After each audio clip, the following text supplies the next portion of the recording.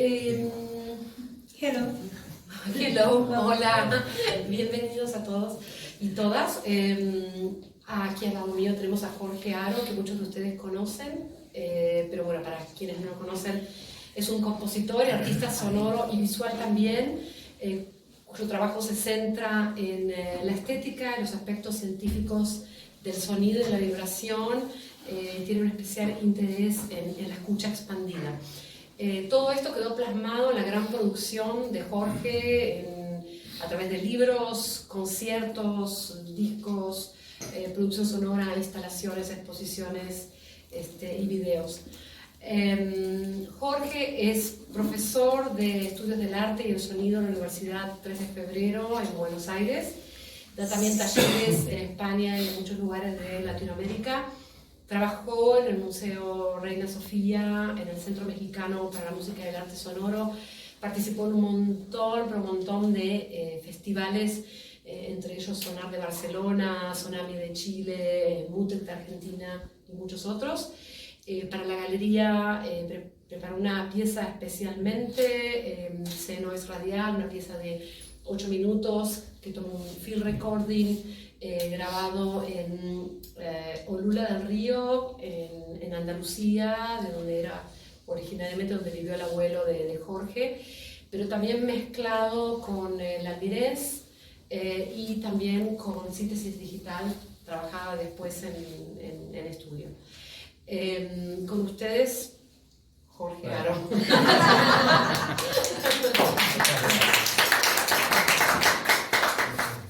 Bueno, voy a leer una cosa que busqué en internet, porque hay, la palabra charla me suena bastante mal, no me gusta. A mí también. Pero me gusta mucho esta definición que encontré, que dice: conferencia de diserción acerca de un tema que se da en un ambiente familiar, distendido y ameno, sin la solemnidad o formalidad habituales. Eso quiero que sea esto. Entonces, lo que me gustaría es que, más allá de cualquier cosa que pueda contarles, intervengan en el momento que crean conveniente, pregunten, acoten, sumen, porque es un poco esto, ¿no? Una charla, como dice la definición. Y por otro lado, esto de tener presbicia es un coñazo, porque hay que estar todo el tiempo poniéndose y sacándose los anteojos. Esto de tener años. Sí. Ya, bueno, cuando ella contaba todo, digo, madre mía, ¿no? Pero bueno, es lo que hay. No, aquí tengo un pequeño apunte de por dónde ir.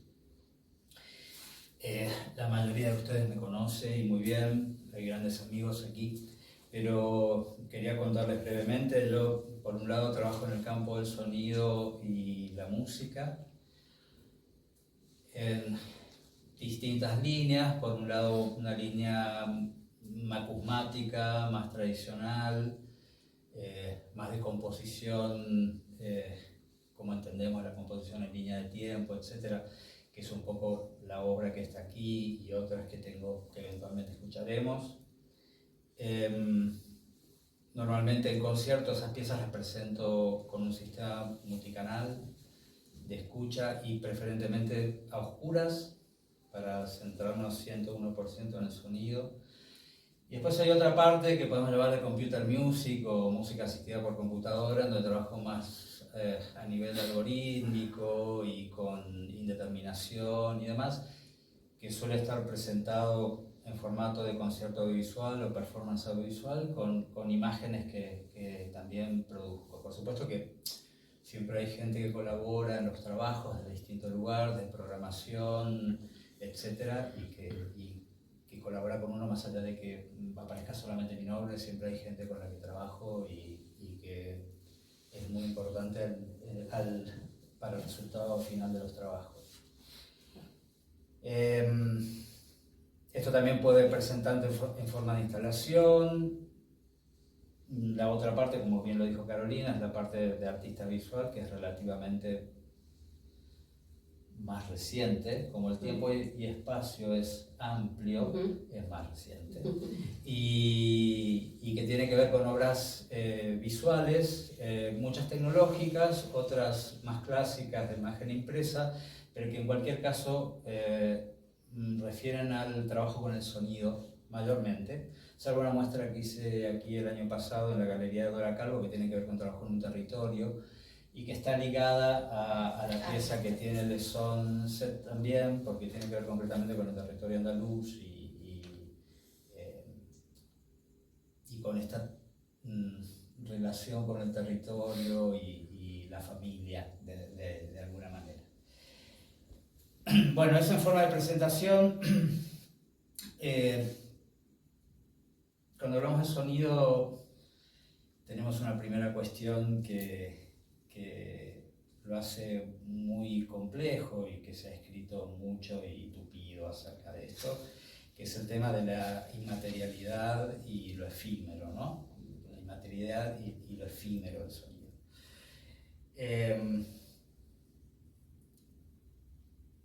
Es inasible, no hace tanto tiempo para la historia de la humanidad que podemos capturarlo. Y esa captura además no implica una relación directa con la fuente, ¿no? Es como una especie de fantasma de la fuente, y me refiero a la grabación, que es algo que no lleva tanto tiempo. Hasta ahí, hasta que el sonido pudo ser capturado y grabado, lo que teníamos era un código que se interpretaba y se convertía en sonido, el texto escrito, la escritura musical, etc. Pero no teníamos el sonido en sí. Ahora, claro, ese sonido grabado ya no es la fuente, ¿no? Decía esto del fantasma del sonido. A mí me interesa mucho esto de lo fantasmagórico en el sonido, ¿no? Como por ejemplo, hace año y poco falleció mi madre y yo tengo grabaciones de mi madre hablando y las puedo escuchar. Y obviamente mi madre ya no está, lo que está es su voz, su sonido grabado.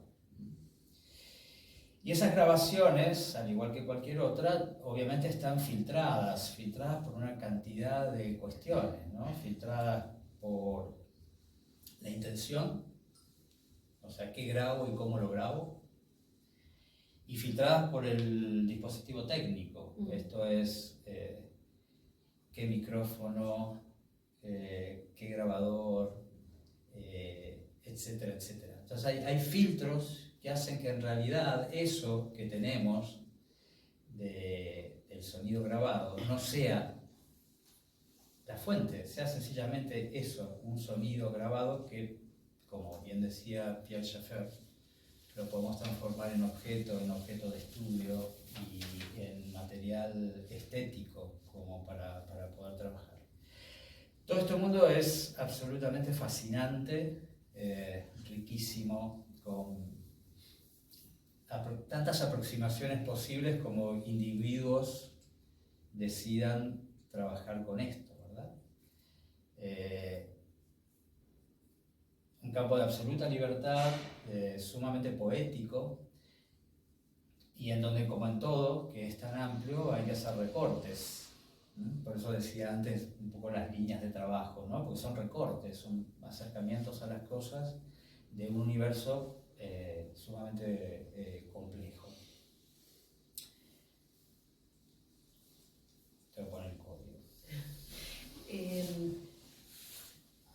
Sí, estaba pensando un poco en esto que mencionabas, ¿no? El tema de la definición del arte sonoro, que es uno de los grandes temas del arte sonoro, ¿no? El tema de qué es arte sonoro es uno de los... Es que en un principio, como en toda cosa que es una definición prácticamente moderna también, ¿no? Hay un acercamiento, una primera definición que fue obviamente cambiando, evolucionando, enriqueciéndose.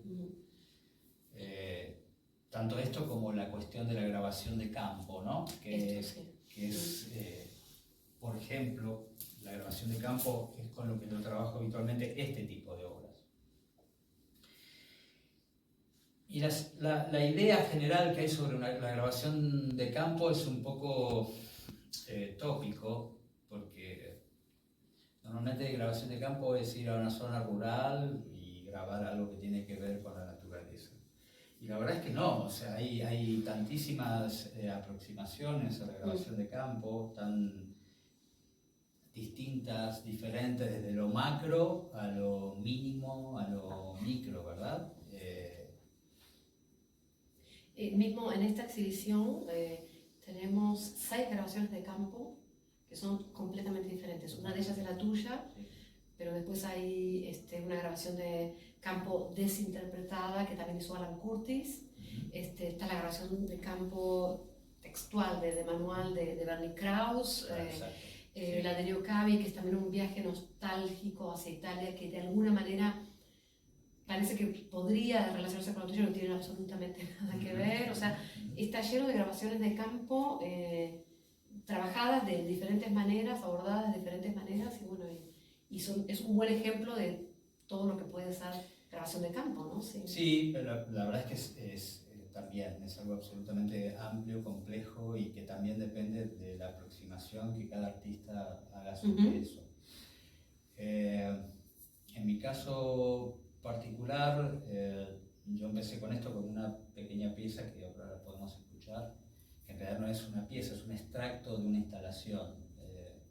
En el año 2004-2005 me invitaron a hacer una residencia en un sitio llamado Artelecu, en San Sebastián, y allí desarrollé una obra basada en la idea de no lugares, que es esta idea que trabajó también Marc Augé en su libro sobre los lugares, estos lugares que son iguales en cualquier parte del planeta, que no tienen una identidad, en donde uno se pierde dentro de esos sitios, y a la que le sumé la cuestión del viaje y también las grabaciones en medios de transporte, que es también de alguna manera no estar en ningún lugar.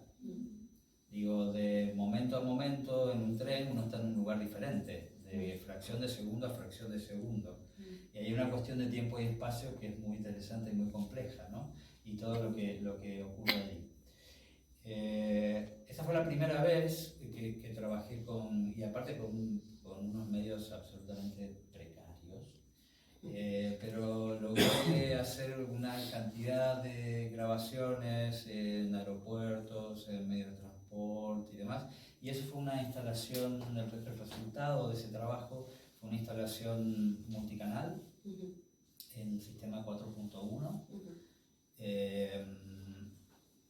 que fue presentada, digamos, como boceto, como prototipo en Artelecu, y luego en ese mismo año, en el 2005, en el Centro Cultural de España en Montevideo, se presentó ya como una instalación con un gran espacio y logrando esto que yo buscaba, que fuera una situación de oscuridad, de supuesta oscuridad en realidad, porque había un sistema basado en sillas y pequeños colchones para poderse tumbar o sentarse allí y poder tener esta experiencia de escucha que era randómica en el sentido de que diseñó un pequeño sistema en donde las pistas iban sucediendo no linealmente, sino que se iban mezclando y superponiendo en el tiempo a partir de un playlist, pero que se ejecutaba de forma aleatoria.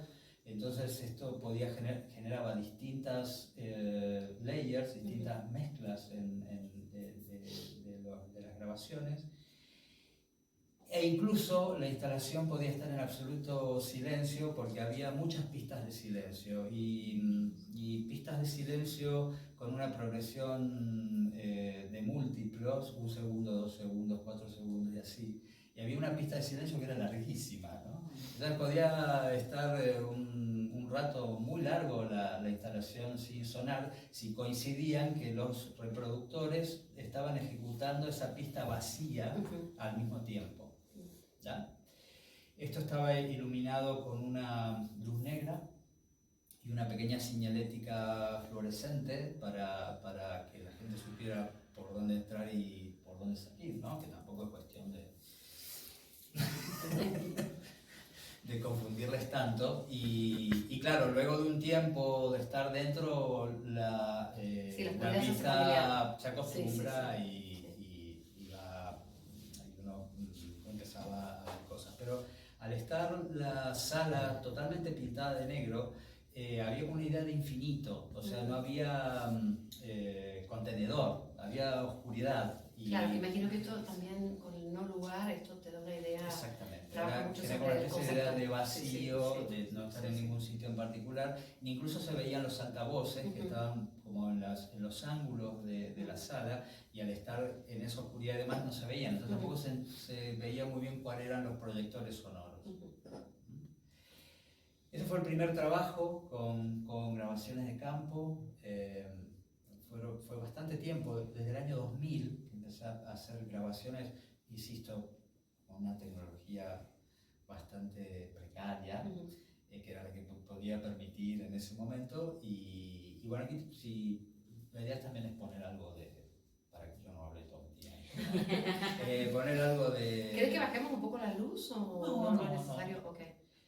Esto, insisto, es una síntesis de esa instalación, es llevar, digamos, algo procesual a un objeto, en este caso un archivo con una línea de tiempo determinada, y es una composición que está publicada en Bandcamp, que es donde habitualmente yo publico mis cosas, cuando las publico yo mismo, digamos. Que es un extracto de algunos materiales de esa instalación. Bien, esto es breve.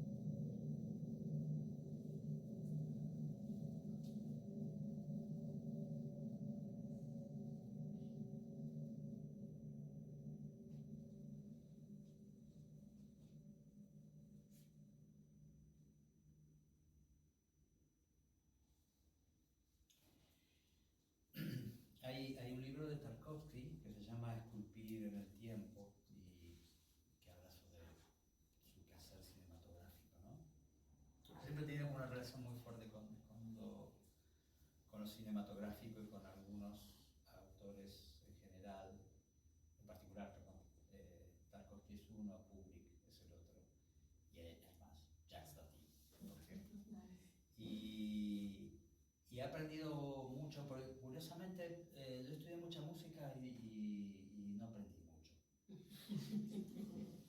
lo cual puede notarse, pero digo que aprendí mucho del cine, aprendí mucho del cine, aprendí mucho de trabajar con realizadores audiovisuales. Cuando empecé, hay una parte que no conté de mi trabajo profesional que tiene que ver también con realizar bandas sonoras, hacer música y diseño sonoro para la escena, para proyectos escénicos, teatro, danza, etc. Y esa sinergia me hizo aprender mucho más de música que lo que yo había estudiado de música en una formación tradicional. Estudié instrumentos y no solo no tengo ninguno, ni puedo tocar ninguno, ¿no? Porque estudié piano, estudié guitarra, estudié clarinete, con ninguno me fue bien.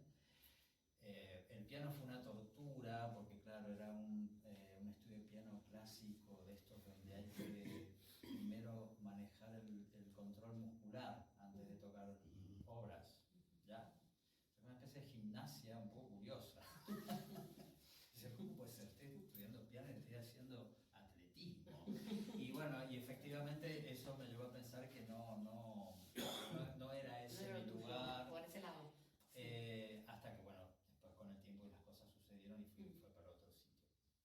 Pero lo cierto es que aprendí mucho a partir de encargos de bandas sonoras y demás en el tema de la composición en línea de tiempo. Ver trabajar en islas de edición de vídeo. Estoy hablando de épocas de Umatic, Betamax, etc. Ver la composición de estos artistas en línea de tiempo me hizo aprender muchísimo de eso y creo que allí es cuando pude empezar realmente a componer, ¿no? A poner una cosa con otra. Me encanta esa definición de Beatriz Ferreira sobre el tema de qué es componer, ¿no? Que es poner una cosa con otra.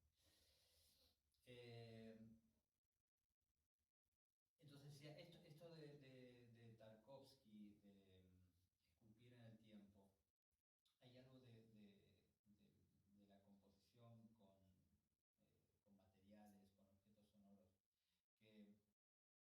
No solo esos espacios que tienen que ver con el momento del registro, en el caso de la grabación de campo, sino los espacios que uno puede recrear.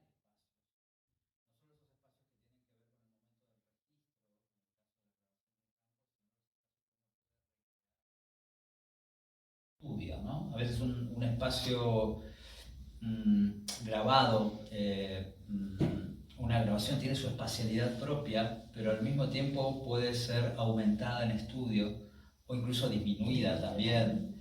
Ese trabajo con tiempo y espacio me parece fundamental en este tipo de piezas, en donde son dos elementos rectores de la composición, ¿no? Porque, claro, trabajamos con sonidos y esos sonidos capturados contienen su historia, su propia historia, que entre otras cosas es el lugar donde fueron emitidos.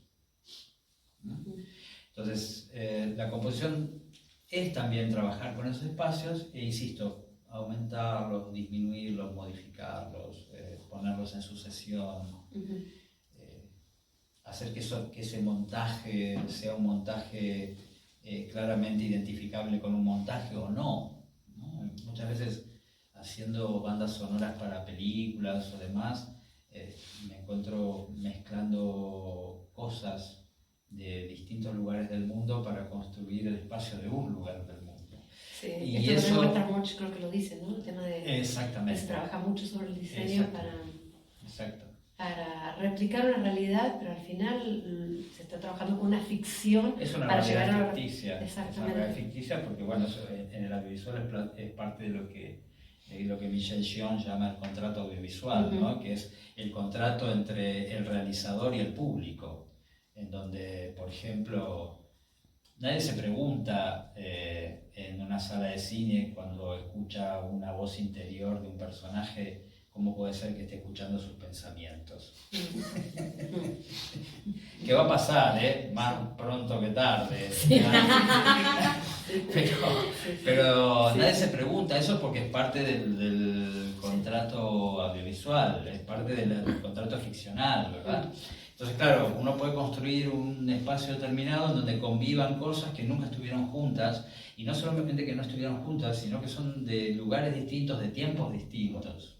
Sí, pero a veces noto también cuando, no sé, tendré una galería viendo la gente cómo se acerca, digamos, el público en general al sonido, y a veces le pide como verdad, como que sea, como realidad, como hay como una necesidad en muchos casos de entender de dónde viene ese sonido y cuán real es ese sonido, ¿no? Ese contrato me parece que está un poco más débil a veces en términos sonoros, no lo sé, pero... Eso está muy bien tratado en el tratado de los... Tratado, ¿no? Por la redundancia, en el tratado de los objetos musicales de Pierre Schaeffer, cuando habla de los distintos tipos de escucha, ¿verdad? De la cantidad de acercamientos a la escucha que hay. Y un tipo de escucha es la escucha causal, que es la escucha de la causa, que es normalmente cuando mayormente, en general, se tiende a eso, a buscar algo que identifique esa sonoridad, una referencia, a veces metafórica, poética, pero siempre como una búsqueda de algo, o qué es la fuente o a qué me evoca la fuente. Sí. Entonces he escuchado muchas veces hacer comentarios acerca en la escucha de una obra sinfónica acerca de lo que significa eso que está pasando allí. Y nada, es solo música. No hay ninguna otra cosa más que música. Lo que pasa es que siempre se busca alguna cosa donde se la puede ubicar en algún lugar. Esto es lo otro. O es el instrumento o la fuente, o es alguna cosa que tiene que ver con lo que es. Y en eso... Historia. Es una historia. Ya, la música cuenta, sí. Cuenta una emoción, una historia, siempre es. Ya, lo que pasa es que a veces las historias no son historias en términos de lo que conocemos como historia, que es la historia del cuento, digamos, ¿no? Sino que son historias de relaciones entre los sonidos que no necesariamente dicen algo específico, o que no necesariamente dicen algo que todos entendamos igual. Esa es una cosa que a mí me resulta muy interesante, que es que ahora acabamos de escuchar esto como podríamos haber escuchado cualquier otra cosa. ¿Qué escuchó cada uno de ustedes de esto? Es un misterio. Y la construcción visual que haces de ese sonido después también. ¿Cómo?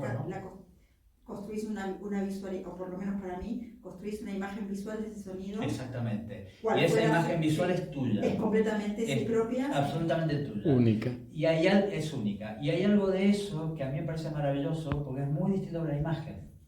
Total. Si bien es cierto que hay interpretaciones infinitas sobre una imagen, hay algo que es concreto. Si hay una montaña, es una montaña. Salvo que no esté muy chalado y diga que es otra cosa. Pero digo, una montaña es una montaña. Ahora, la interpretación de esa montaña o la manera de verlo, claro, es diferente también en cada caso. Pero con el sonido es muchísimo más vago. Es más vago. Cada uno se hace una imagen mental, cada uno le dispara cosas que tienen que ver con su cultura, con su historia, emociones, nostalgia. Y el momento de su vida, el momento el lenguaje, hay un montón de cosas que hacen una cosa y no la otra. Entonces, la escucha plantea una cuestión que es utópica, que es desaprender, ¿no? Como si uno pudiera desaprender y encontrarse con las cosas por cómo son las cosas y no por todo eso que uno le suma al sonido, que tiene que ver con su cultura y con su historia, ¿no? Es por este motivo que cuando yo nunca pregunto nada cuando termino un concierto, mucho menos si les gustó. No.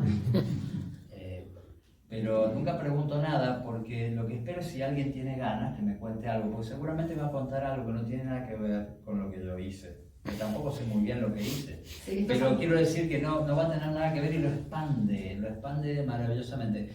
El sábado estuvo aquí un amigo, Max, con sus 2 niñas de 5 y 10 años. Y estuvieron aquí, escucharon varias mucho piezas, tiempo, sí. en silencio Sí. y demás. Luego me fui con ellos a tomar algo y Max le dice, bueno, ¿quieren contarle un poco lo que escucharon a Jorge? Entonces me empezaron a contar lo que escucharon de mi pieza.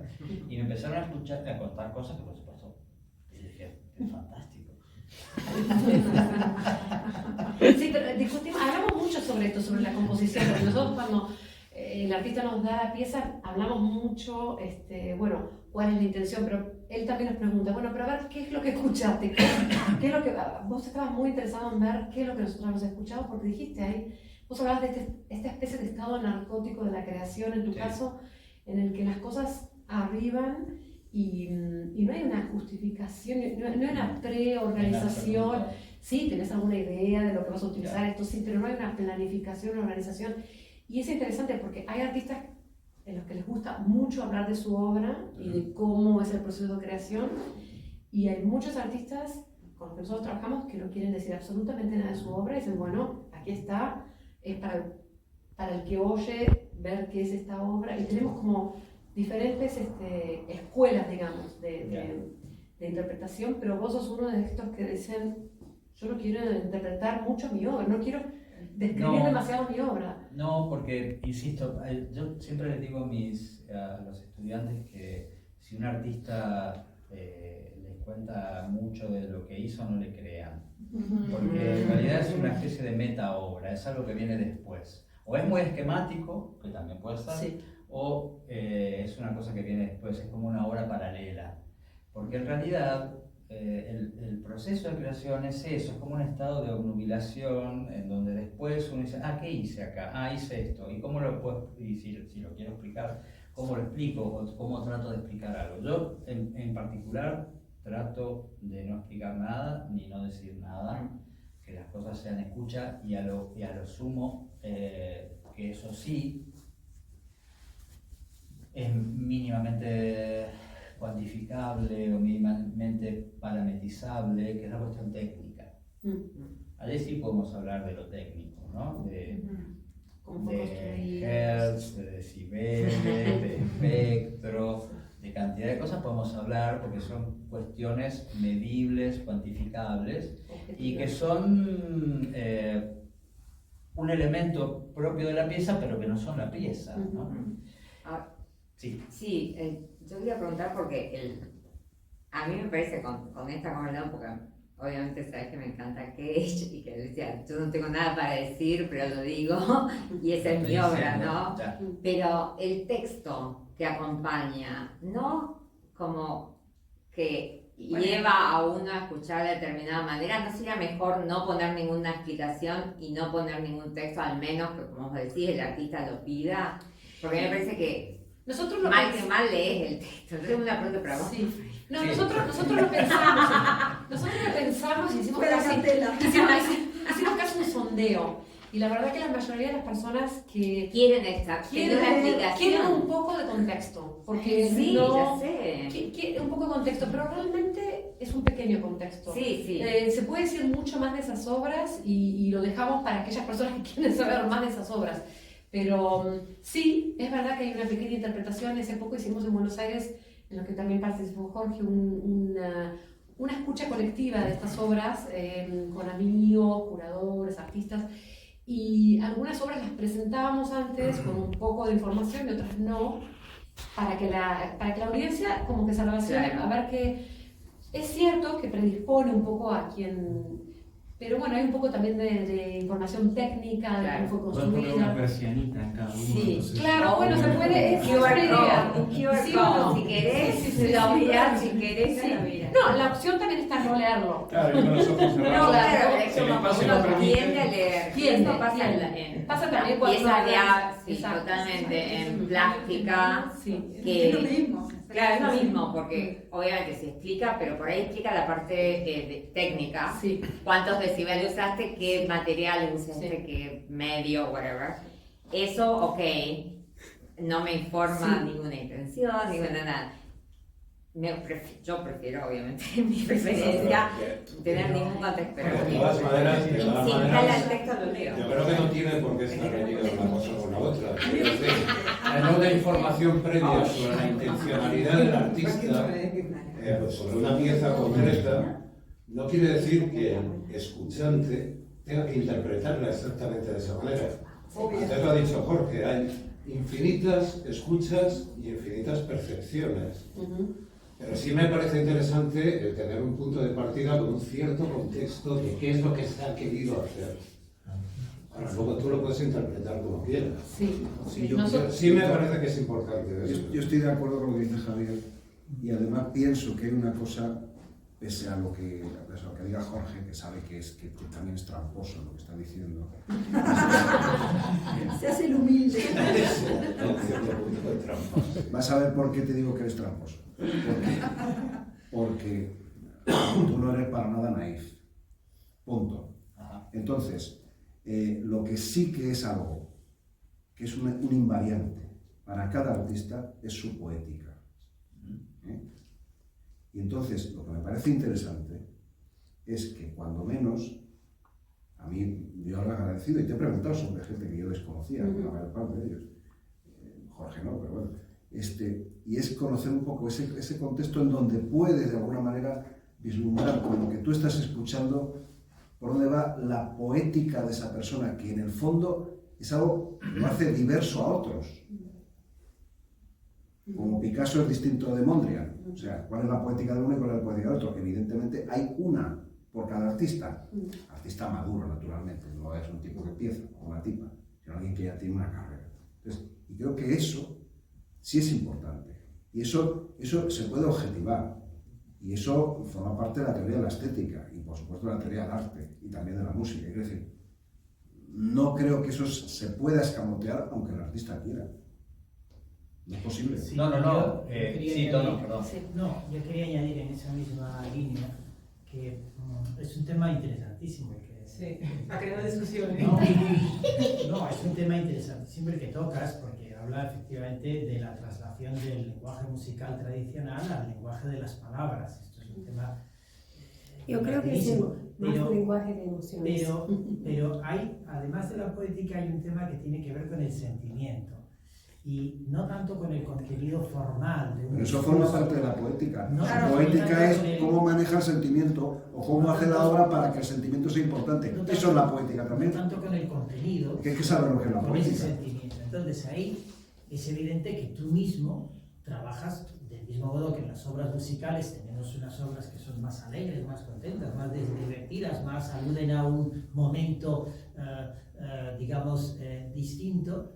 También en tu obra, yo conozco tu obra desde hace muchísimos años y tu obra no tiene nada que ver, la obra, por ejemplo, performática que tú hacías en determinados espacios, sobre todo en los comienzos, de música mucho más electrónica, mucho más dirigido a los grandes públicos que estaban en medio de un ambiente musical nocturno, esas obras estupendas, fantásticas, casi a veces hasta pop, que al principio, a las obras muchísimo más conceptuales, donde tu música se hace muchísimo más ruidista, la traslación musical se hace muchísimo más cerrada y entras en un lenguaje mucho más, digamos, oscuro, mucho más circunvoluted y evidentemente el sentimiento que estás trasladando es distinto y ahí hay un contenido. Otra cosa es que tú, me parece muy bien que digas, no, esto es sin título, untitled, yo no quiero decir nada, pero ahí hay un sentimiento que es un contenido real y que en unos casos te traslada, por decirlo en las primeras, una sensación más epifánica, épica, porque lo que querías era que la gente saliera casi de sí mismo, y en la otra es muchísimo más introspectiva, en donde están buscando otra cosa. Bueno, ese es un contenido realmente formal de otro modo, pero eso es un contenido real que está allí. No sé cómo, sí. A ver, uy, cuántas cosas.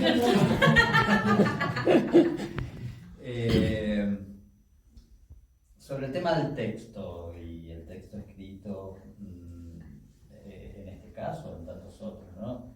Vamos, que el arte contemporáneo, lo que tenemos por arte contemporáneo, arte visual y demás, es fundamentalmente el texto escrito. Sí. Entonces, uno pasa por distintos momentos, anda y desanda caminos. Y a mí ahora me interesa mucho más desandar el camino de la intención, no para mí, para los demás. Me interesa que cada uno escuche lo que le dé la gana, no lo que yo quiero hacer, que tampoco sé muy bien qué es. Porque insisto, lo que yo puedo hablar de mis piezas es post, nunca antes. Antes me planteo cosas, sí, decido ir a grabar a un lugar y no a otro, eso es totalmente subjetivo. O decido hacer un sonido con un sintetizador y no otro, es totalmente subjetivo. Pero esa subjetividad se suelta, la suelto una vez que pasa digamos, a ser dominio público, a que alguien lo escuche. Y en general, siempre es más interesante, bueno, muchas veces, es más interesante el comentario de los otros sobre las piezas que lo que yo podría decirles. Porque me lo expande. Insisto en que no hay una contradicción entre una cosa y No, otra. Es decir, a mí me parece, yo necesito saber tu intención como artista ante lo que estás haciendo. Y luego mi percepción y mi interpretación de eso será la mía, absolutamente libre. Bien. ¿Entiendes? Bien. De hecho, se complementará también con la tuya, y a lo mejor tú me puedes decir.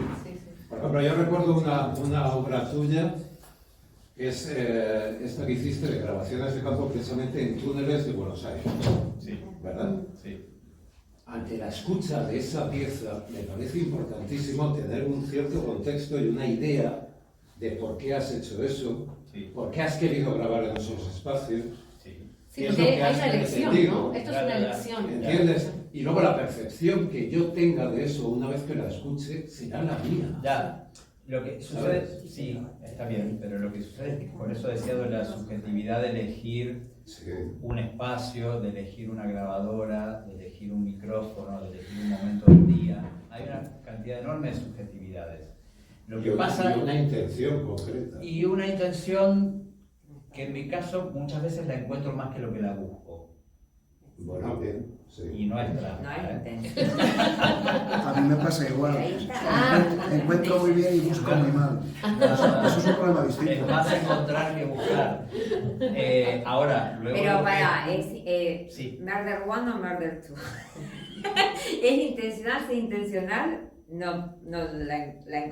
si la encontraste y no la buscaste, no es intencional. No, en absoluto. Entonces, sí, Eso o no sea, encontró. Claro, es encontrar y a veces Claro, muchas veces por encontrar eso. y no buscar. Porque además que de hecho podemos escuchar ahora una pieza que fue importante también, que es de la misma época. ¿Qué época es? 2005. Ah, claro, como la anterior, Bueno, en 2005 fue, digamos, la concreción de esto, en 2005 fue el inicio de esta otra cosa, que fue hacer una deriva en las sierras de Cotos aquí en Madrid, con Juan Carlos Blancas, un artista de aquí, bueno, malagueño, pero que está aquí en Madrid, y que nos pusimos a caminar por la montaña, grabamos todo el tiempo, todo el camino, fueron como 2 horas andando y grabando sin dirigirnos la palabra, y todo lo que pasó fue absolutamente indeterminado. Luego, lo que sucede es que uno lo pone en la mesa de trabajo, lo ordena y entra la subjetividad, que ya pasa a cuestiones compositivas, que son contrastes, intensidades, comportamientos espectrales, impulsos, etcétera, etcétera, etcétera.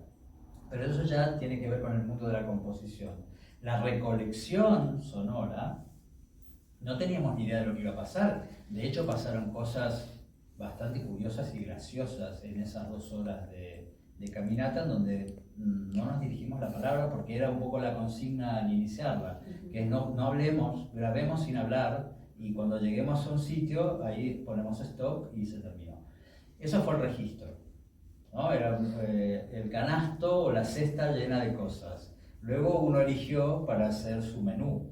Sí, pero la elección es... La elección es absolutamente el artista, subjetiva. Claro que es absolutamente subjetiva. Y Ahora, luego lo que escucha alguien en algún punto del planeta acerca de eso, a mí, por lo general, me aporta mucho más de lo que me resta. Y porque por eso que decíamos antes, de que la escucha es individual. Y la imagen y lo que uno escucha es absolutamente individual, único y repetible. hay una cuestión incluso fisiológica que tiene que ver con qué escuchamos y cómo escuchamos. Por ejemplo, hay muchas personas que no distinguen una trompeta de un gong, pero lo digo de verdad. ¿Así? Sí. Es como color Gente que no blind, distingue pero un instrumento de otro. Sí, no Sin sé. embargo,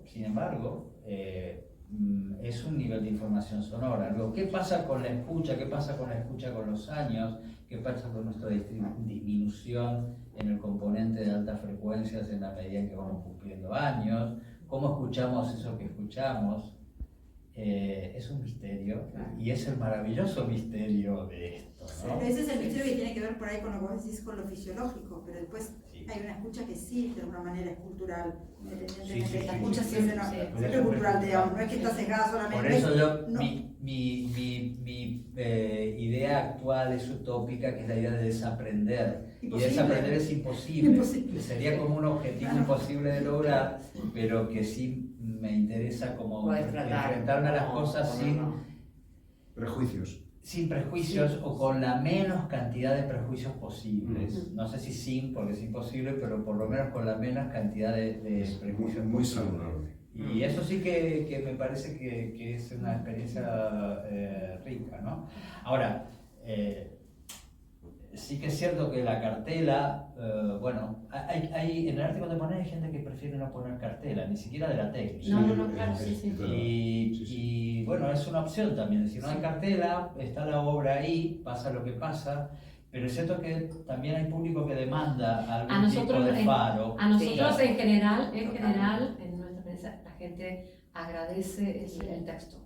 Agradece el texto como contexto, hay mucha gente que tampoco conoce tal. Es más, nos ha pasado muchas veces que la gente dice, arte sonoro, y casi con temor, porque como el arte sonoro los espantó, digamos, en algún momento de su vida, y hay como casi como un temor a todo. Entonces, el texto hay algo, sí, en donde hay cierta seguridad que provee ese texto, pero también, bueno, cierta narrativa. Lo calma un poquito, ¿no? Los que Hay van con miedo, algo los que- que- bueno. Esto lo entiendo. Claro, sí, por lo menos sé algo. Hay algo de comodidad allí, ¿no? Hay una No, componente, se puede decir, sí. perdón, un poco de storytelling, ¿no? Porque ya estuvimos un poco hartos de ir a las exposiciones sin nada de, ni un lápiz de una palabra ni nada, Sí. y queríamos que nos envuelva la historia. Y ya luego volaríamos nosotros, donde sea que vayamos. Sí, Pero hay como esto. punto de partida de un storytelling, de hay una historia aquí, parte de aquí, y ya iremos ahí donde nos lleve. Y además en los textos siempre hay preguntas. Estos textos siempre tienen como preguntas que son para abrir otras preguntas. Justo. Pero el tema de permitirte preguntarte algo sobre el trabajo, como ¿no? guía. Preguntarte muchas cosas. Es una guía, pero sobre todo hay mucha pregunta. No van a ver ningún texto que no se pregunte algo. Y es un poco habilitar también esto, ¿no? Sí, no es paternalista. Es esto. Y Se eso, intenta. eso es lo que no puede ser. Claro. Ahora, ¿cómo cambió cambiando de tema, cómo cambió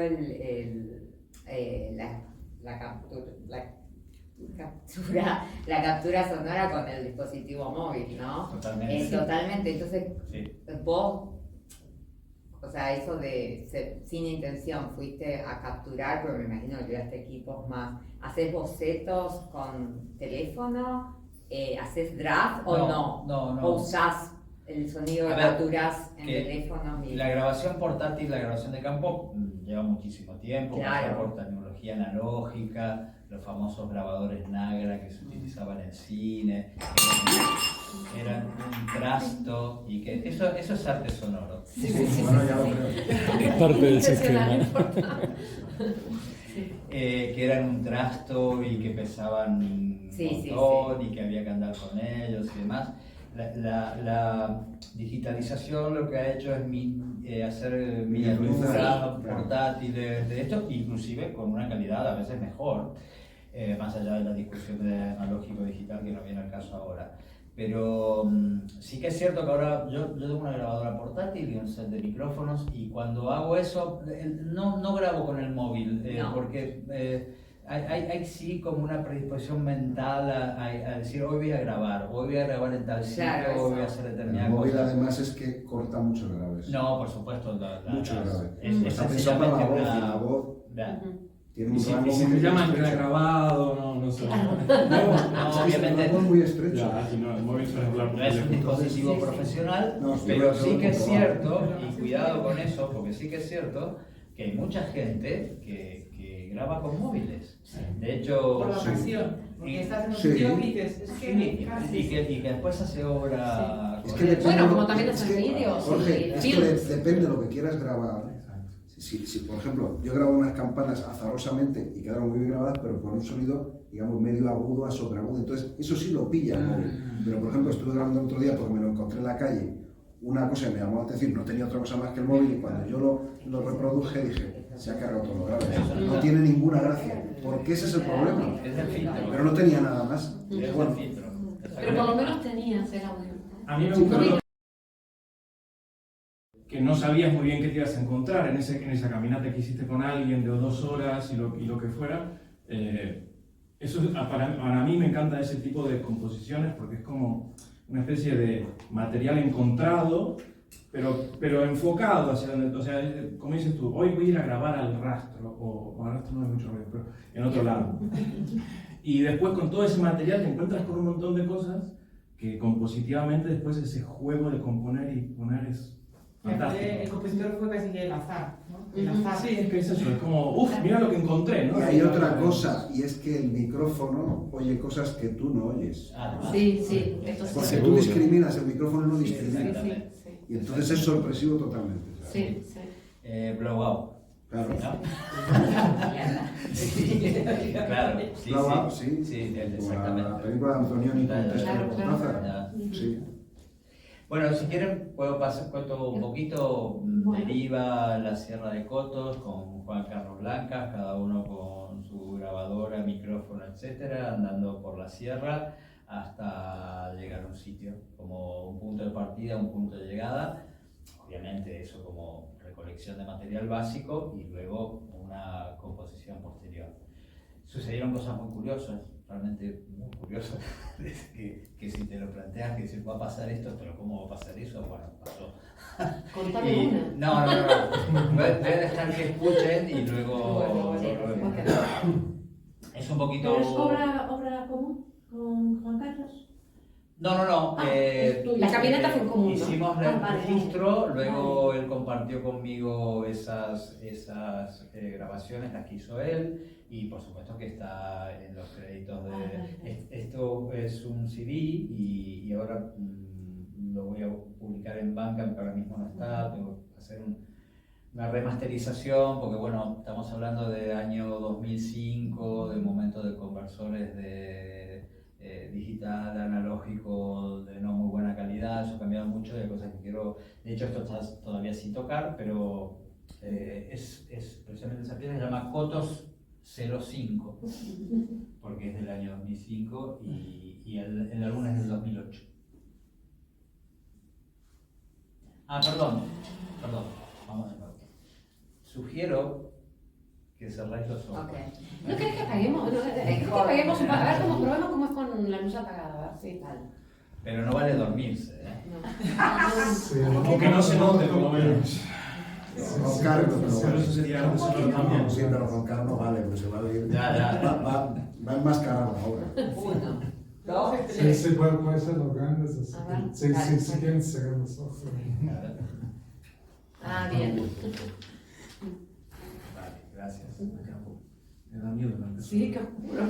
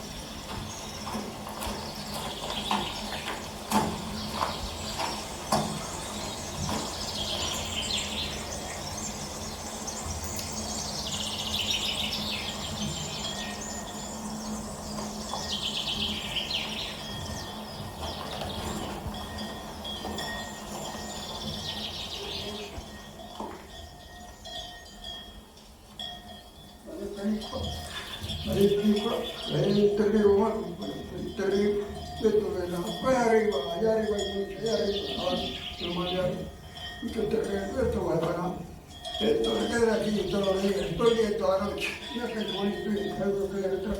¡Ay! La capilla, que me meto la boca y chupa, ¡ay! ¡Pa!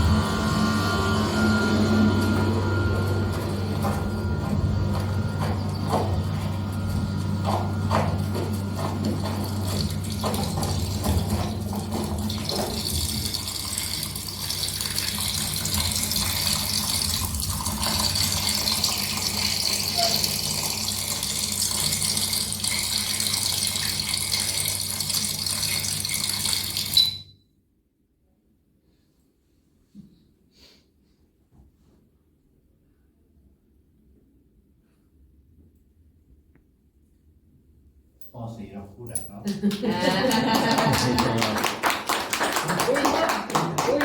Nos mató. ¿Había un transbordador espacial ahí? ¿Transbordador espacial?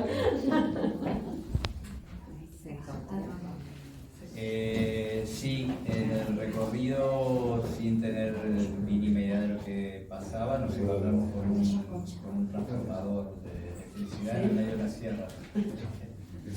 Fue muy punk ese momento. Sí, total, sí, pasó de lo bucólico a... Sí. No, buenísimo, me encantó. Estaba como un corte allí y fue absolutamente indeterminado porque empezamos a escuchar un sonido de una máquina y había pero es que era como que había organizado algo allí, perdón, aterrizado algo allí, estaba metiendo una bronca tremenda y estaba en medio de la sierra. Y lo mismo con el tema del arriero. Claro, El arriero estaba allí con la su campana. vaca. Y trataba de hablar con ustedes. Sí, ¿no? pobre hombre, porque nosotros habíamos Ustedes- dicho no hablar y los claro. no le hablábamos. Claro, imagínate. Entonces él hablaba y nosotros. Y Acabamos de bajar del plato volador, le dijeron ustedes, el otro. Pero bueno, la verdad es que es un protagonista que lamentablemente a mí no se me ocurrió preguntarle su nombre porque si no lo hubiera puesto en los créditos, porque es muy importante dentro de ese trabajo. Y lo que cuenta, hay una cosa que a mí me emociona mucho, que dice que las vacas no pasan hambre y que ellos sí pasaron hambre. Lo dice, creo que se escucha más claramente, ¿no? Y cuenta esto en un señor muy mayor. Y fue algo absolutamente fortuito, inesperado, como todo. Es esto de que hablábamos antes de encontrar y no de buscar, ¿no? Porque ese camino no teníamos ninguna idea de lo que iba a suceder. Y También de escuchar y no hablar. Exactamente. Y sucedieron estas dos cosas muy potentes.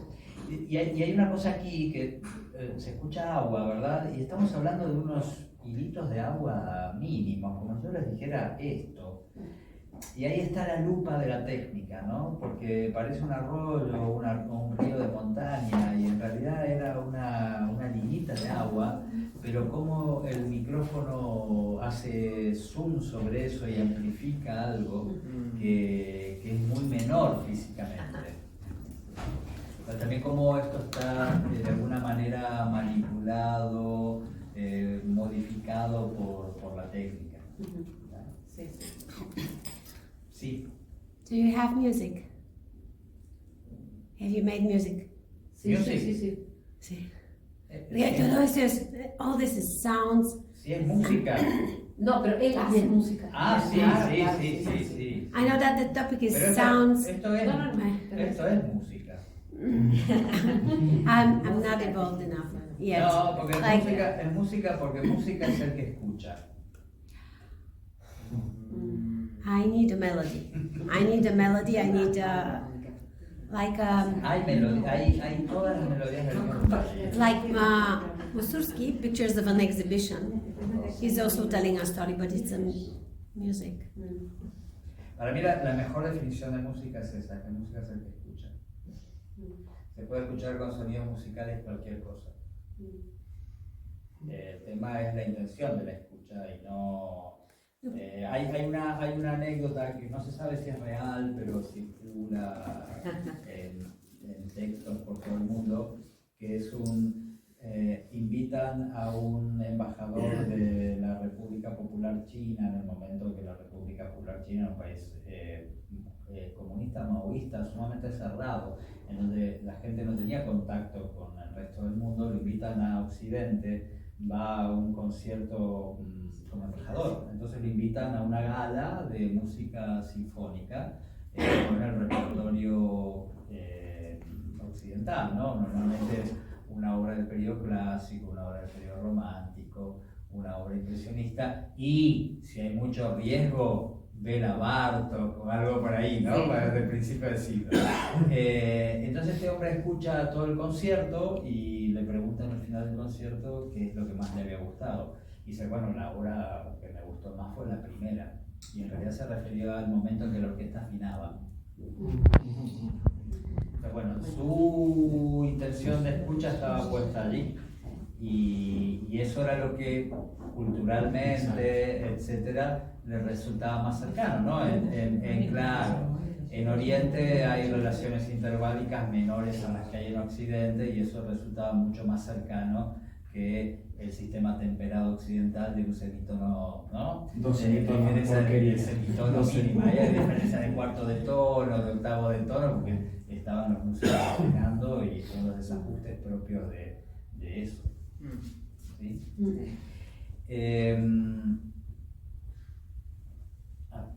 Voy a mirar una cosita aquí. Sí. Bueno, si hay alguna o algún comentario de ustedes, yo solamente por el por la cuestión esta de algún tema relacionado con otro. Pero... Entonces, ¿quieres hablar un poco sobre el contexto del arte contemporáneo? Sí, esto venía un poco a cuenta por el tema del título de la charla, donde está la palabra materialidad. Y aquí hay ruido. ¿Sí? Que ese tema que normalmente el circuito del arte contemporáneo, cuando implica sonido, necesita un objeto que suena, una escultura sonora, algo que emita sonido. Hay sonido, a pesar de que yo diría, por decir algo, el 90% de los museos del mundo no están preparados para que haya sonido, porque no está pensado acústicamente, se produce eso que Cage llamaba efecto Kermés, donde se mezcla lo que pasa en una sala, o efecto sonar, yo también puedo decir, que es el mezcla de un escenario con otro, etcétera, etcétera, ¿no? Sucede eso y no están preparados. A ver, adoro la arquitectura y hay muchos arquitectos, pero si hay una profesión sobrevalorada, para mí una es la arquitectura. Era un arquitecto que no. Porque no contempla la cuestión acústica y es increíble que las salas de los museos no suenen bien cuando desde hace décadas hay sonido en las obras, ya sea como videoinstalación con sonido o obras sonoras, etcétera, etcétera. No está contemplado, ni mínimamente. Ahora en París específicamente sé que hay curadores asesorando museos en cuestiones sonoras, porque hay museos que quieren empezar a instalar salas de escucha. Exacto. Uno de ellos es el Museo d'Orsay, que está trabajando en esto. O sea, pero sé, bueno, hay curadores que ya están trabajando en esto porque hay como una necesidad de explorar otros sentidos y el sonido parece que es lo que sigue. Pero también convendría decir que los museos contemporáneos tampoco contemplan muy bien cómo se exhiben las obras puramente visuales. No, bueno, ya ese es otro tema. Sí. Para aclararlo. Eso además parece ser muchísimo más grave. Que los artistas son algunos de las víctimas. Eso por ejemplo, mostrar visuales, cine es casi una odisea, e incluso obras puramente objetuales plásticas en algunos museos están pensadas casi como templos arquitectónicos más que lugares de muestra. Sí, está muy bien que lo traigan porque la verdad que es así y parece aún peor. Pero porque se supone que son lugares para poner mayormente obras objetos u obras que tienen proyecciones, etcétera, y no parece estar contemplado. Entonces, en general se recurre a la situación del objeto para ponerlo en sistema. Esto es, que haya algo que pueda ser visualizable, que pueda ser un objeto y que entre dentro del sistema del arte. Y es allí a donde, si bien hay muchas cosas de las que hablar, en donde rescato dos cosas que han sucedido y suceden en Madrid. Una es la muestra audiosfera en el Reina Sofía, que ha sido una muestra sin objeto alguno, solamente sonido, espacios de escucha, espacios para transitar, para andar, para tumbarse, para lo que sea de escucha. Y este proyecto, porque aquí no hay ninguna cosa que no sea sonido. Y es un poco, me parece un poco curioso decirlo, pero es un poco revolucionario pensar que hay que incorporar en el circuito del arte, donde todo es tangible, o nadie... A ver, hay mucho coleccionista que colecciona por conocimiento y hay mucho coleccionista que colecciona por otras razones. Una de ellas, posiblemente la más banal, sea la de poner algo en el salón. Esto no se puede poner en ningún lado. Esto no se puede poner en ningún sitio, es inmaterial, vuelvo otra vez. Necesita de un dispositivo que lo reproduzca. Y claro, ¿y cómo comprar algo intangible? ¿No? Digo, esto es como el software. Nadie entra a una tienda de instrumentos musicales y dice, mira, me llevo este sintetizador y no lo pago. Nadie se le ocurriría, pero sí se nos ocurre no pagar el software. A mí se me ha ocurrido alguna vez el sintetizador, pero bueno. Pero Bueno, ¿por pero qué? esto también tiene que ver con la industria musical, ¿no? También, ¿no? El Ya, arte pero sonoro está tan pegado a la hay industria algo musical. que me parece profundamente poco actual y diría casi reaccionario, que es pensar que no hay una inteligencia puesta en el desarrollo de software que merece una retribución, salvo que obviamente ese software sea libre, gratuito, como hay tantísima gente que lo pone online a disposición del público, que por supuesto hay mucho allí y está muy bien que lo haya, pero nadie va a ir a comprar un objeto o un kilo de patatas sin pagarle al de la tienda. Sin embargo, sí, está muy bien, y de hecho me pasó a nivel universitario. Hace un año o dos me invitaron a dar una charla, otra vez, la palabra charla, en un instituto universitario de artes, y yo mostrando Max, algunas cosas de Max, la titular de la cátedra me dice, no, dice, yo no lo tengo porque no lo puedo craquear. Dios mío. ¿Qué le pasaste con Claro, no tiene ningún familiar informático. es que no lo tienes que craquear, porque además si Tenés no que quieres comprarlo. pagar el Max, tienes una cosa que se llama Pure Data, que hasta está hecha por la misma persona, que es Miller Puget, y es libre y gratuito. Entonces, ¿por qué craquear el Max? Sí, porque ahí donde está el Max hay muchísima inteligencia, hay muchísima gente trabajando y muchísima gente produciendo. Y si no, está el Pure Data, que es libre, gratuito y multiplataforma. Pero bueno, hay este desparpajo de decir por lo inmaterial. Entonces, ¿cómo pagar por algo que es intangible, que no se puede tocar, que no ocupa un volumen en el espacio, que es un archivo? Entonces es un tema interesante para hablar. Hay trabajo, hay producción, hay muchas cosas atrás. O sea que si tenés ese concepto, en realidad sí lo pagás. Tenés que pensar en eso, en el esfuerzo, en la parte intelectual que hubo, en toda la producción, en toda la diagramación de eso. Todo eso lleva tiempo, espacio, quema neuronas. En realidad, si uno se pone conscientemente a ver todo eso, terminas pagándolo. Tanto sea un software como incluso tu obra. No es la opción general. También están las opciones para no pagarlo. Sí. Que creo que ahí se mezclan varias cosas. No estoy muy de acuerdo con lo que dices tú. Creo que ahí hay una cosa que tiene que ver, claro, que tiene que ver con la regularización o con la implementación de los cánones o los derechos o estas leyes de derechos de reproducción o derechos de autor o todo este mundo de tratar de regular una paga por ciertas producciones o por ciertas producciones más inmateriales. Pero por otro lado yo creo que eso funciona, o sea, eso tiene una problemática, que es quién se queda con con los beneficios de esos supuestos derechos, de esas supuestas producciones. Eso por un lado. En algunas es más claro que se lo queda quien lo desarrolla. Generalmente son empresas privadas que funcionan dentro del sistema más capitalista o más neoliberal, con lo cual creo que también ahí funciona la posibilidad de hackear parte de un sistema, de una sociedad que está continuamente sobreexplotándonos y que casualmente a unas ciertas producciones no se les retribuye y a unas otras hay que retribuirlas de unas maneras que por ahí no son muy justas.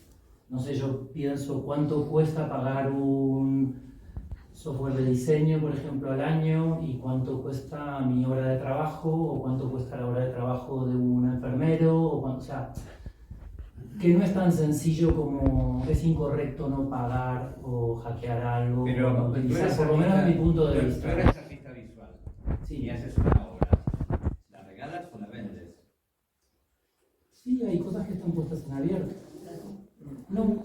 ¿Lo regalas o No, lo vendes? no es tan así. Hay varias opciones intermedias, porque de repente nosotros tenemos películas que están en alguna plataforma que se podrían comprar, pero se ceden también para una clase de universidad, se ceden para exposiciones en lugares que no tienen recursos. Hay empresas de software, hay muchas como maneras. esta que dije, que por ejemplo tienen licencias para estudiar. Sí, por ahí ese, claro, bueno, por ahí ese es un ejemplo bueno, pero no es tan generalista. No. Yo digo de las cosas con las que yo trabajo. que tienen también posiciones intermedias. Y además, insisto, está la opción de libre y gratuito. Es verdad, yo creo que es eso, es cosas que no... Porque todo esto más o menos empezó antes con los cassettes, que no podías permitirte comprarte todos esos discos y tal, y entonces pasaban los cassettes. Yo creo que ahora pasa un poco por ahí también, pero más a lo bestia, porque lo digital es muchísimo más fácil que agarrar un bloque casetera en la caja de tu amigo y copiarlo. Y yo creo que también hay una cuestión de consumo, de que ahora queremos tener todos los discos, todas las películas, todos, y pero si me puedo bajar toda la discografía de David Bowie, no lo voy a comprar. La cantidad... Perdón, hablando de eso, voy a contar una anécdota de Lawrence Lessig, que es el creador de las licencias Creative Commons y todo esto, que dio una conferencia en la que estuve una vez en Zonas de Barcelona, y hablaba de lo que significa esto, que es absolutamente irracional. Lo planteaba, por ejemplo, con el iPod. iPod. Sí, en aquel momento. Porque estoy hablando del año 2010 o 2012. Y hacía una cuenta muy curiosa, porque si el iPod sale 300 euros, el iPod en ese momento 300 euros. Y cada descarga de iTunes para el iPod eran 0,99 centavos de euro de cada canción. El iPod podía tener 15.000 canciones, digamos, 15.000 canciones de cultura pop promedio 5 minutos, más o menos de capacidad, según la calidad del archivo. Entonces, 15.000 canciones a $1, €1 eran 15.000 euros más los 300 del iPod. El iPod terminaba saliendo 15.300, o sea, había 15.300 euros en ese iPod. Eso es un tema, pero el otro tema era que nunca ibas a escuchar 15.000 canciones, ni 5.000 ni 1.000. Entonces, ¿para qué tener todo si nunca? O sea, es solamente una cuestión de acopio. Es un síndrome de Diógenes sobre el inmaterial. Exacto. No, eso está cambiando mucho, porque hoy día la gente, o sea, con todos los sistemas, las generaciones más jóvenes, ya, viste, el tener no es tan importante, sino el acceder. Entonces, no solamente en el tema de la música, en el tema hasta de arte, de películas, de edad, sino también del transporte, car share, bike share, es todo sobre el share. Sí, pagar, pero para acceder, no para tener y el acopio. Yo creo que eso va a cambiar, yo creo que por ahí nuestras generaciones por ahí eran más de acopiar libros, lo que sea, ¿no? Y ahora las nuevas generaciones me parece que están más por el acceso. Claro, por eso dije lo del iPod, porque era la época... Sí, claro, de bajar de la descarga. Y hoy día es como, ¿what? Por cerrar lo que quería decir, yo creo que pasa ahora... Una cosa es el pop y Madonna, bueno, ya no es más Madonna, tengo una edad ya, ¿no? Nati Peluso. Madonna del iPod. Ay, por Madonna, por favor. Y otra cosa es la música un poco más independiente o el arte sonoro. Yo creo que pasa por cada uno, decir, pues buenísimo, voy a su Bandcamp y le compro el disco, porque también es una manera de apoyar al artista que te mola como hace, y no solamente una música de consumo que la tengo... Bandcamp me parece la mejor plataforma para los artistas independientes, porque hay una idea de sinergia, de apoyarse mutuamente. Entonces, artistas compran y uno le compra a otro artista, y a lo mejor no es, salvo a alguien que venda mucho, no es significativo en términos monetarios, pero sí, o económicos, pero sí genera una comunidad que está muy buena, y además es la plataforma que tiene el arreglo más transparente.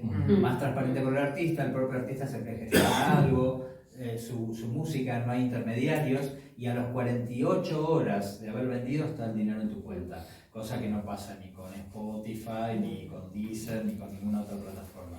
Y además, además de todo, y por eso mismo, es la plataforma que tiene más artistas que no son mainstream, porque es donde pueden ubicarse de mejor manera. Sí, la mayoría de los artistas de esta galería, todos creo están en Bandcamp, pero también cuando empezamos a hacer un poco, nosotros pensar en esta idea de acercar el arte sonoro, sacarlo un poquito, alejarlo un poco de la experiencia de la industria musical, que está en una gran crisis, pero digamos, interminable parece ser.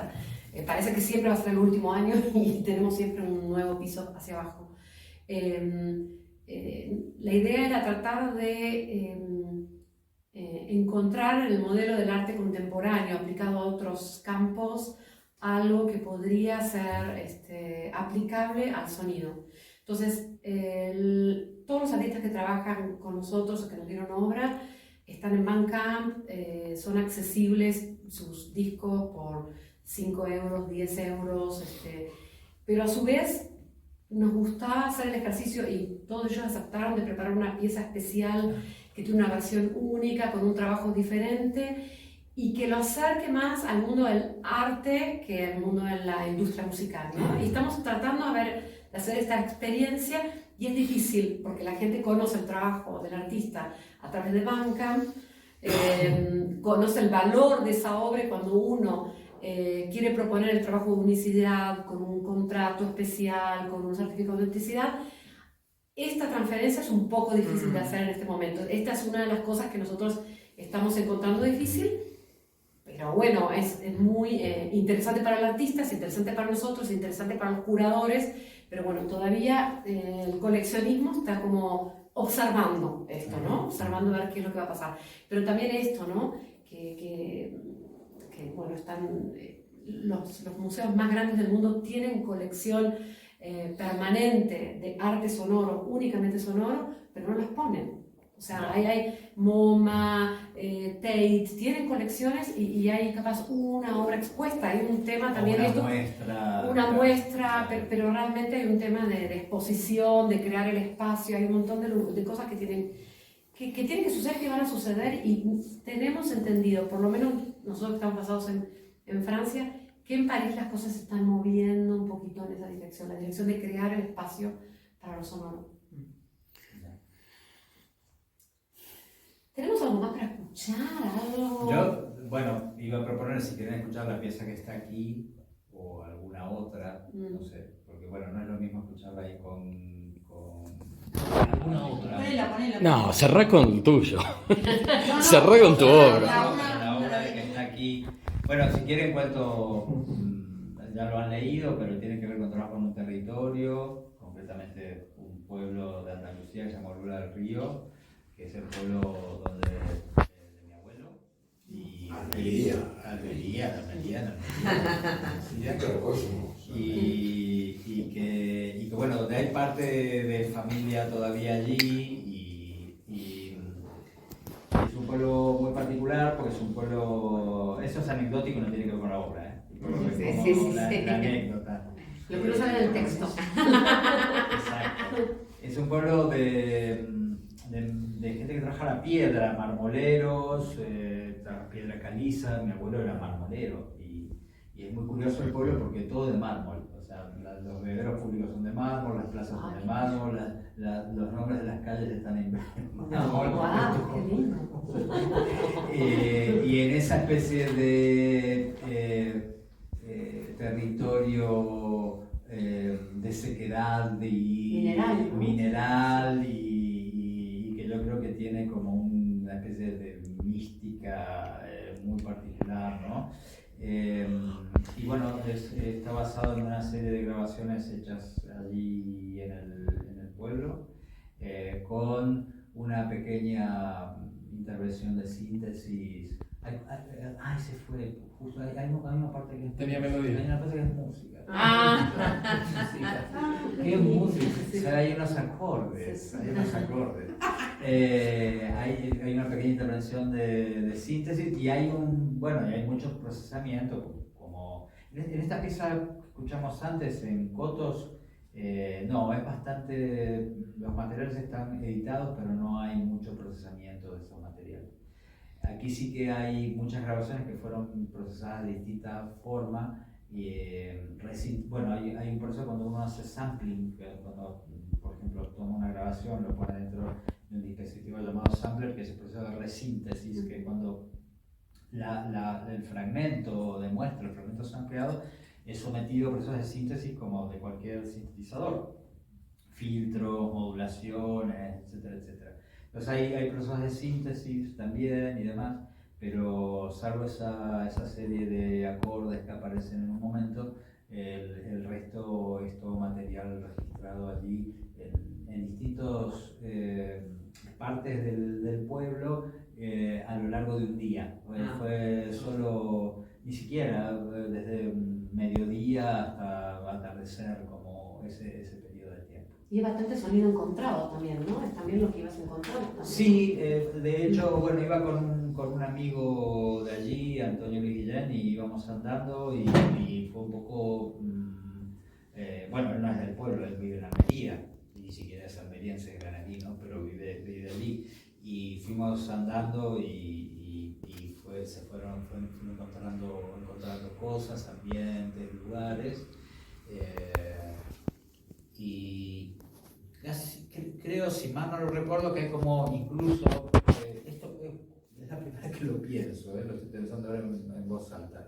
Creo que hay esta como una secuencia temporal también de las grabaciones puestas en la pieza, pero la verdad es que nunca lo había pensado, porque lo pienso que es posible que haya alguna secuencia temporal en cuanto al recorrido. Sí. Bueno, no sé si gracias. ¿Tienen algún comentario o algo? Si no, nos tomamos otra copa. Bueno, muchas gracias por venir. Gracias. Gracias a ustedes.